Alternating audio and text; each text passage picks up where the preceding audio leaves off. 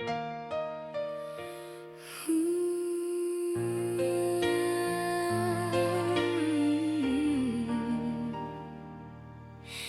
fiesta de Navidad ya está aquí.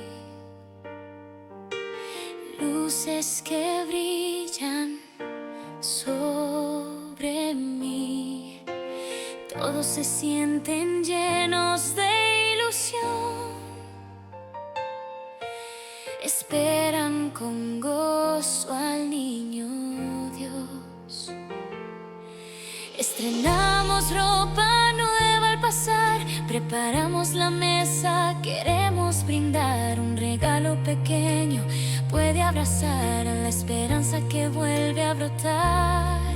Pero hay quienes miran desde lejos, deseando también celebrar. Navidad es compartir, es amar, es tender nuestra mano y ayudar. Con poquito podemos lograr que otro corazón vuelva a soñar. Navidad es dar luz sin pensar, que la dicha se pueda multiplicar, que en cada hogar pueda brillar una Navidad de verdad. Hay quienes no tienen que festejar y guardan su risa al pasar, pero en sus ojos quieren sentir esa alegría que está por venir.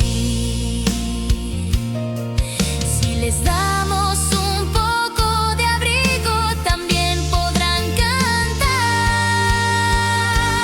Navidad es compartir, es amar, es tender nuestra mano y ayudar.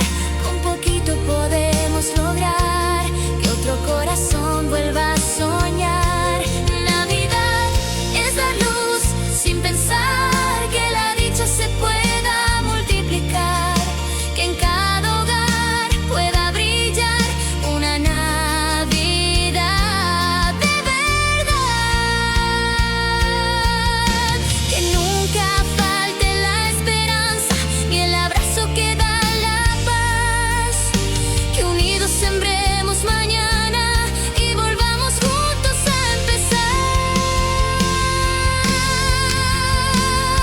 Feliz Navidad para todos y un año nuevo lleno de amor, de sueños cumplidos, de fe y amistad, de risas que sanan el corazón. Feliz Navidad para todos, que la vida nos vuelva a enseñar que compartir es el mayor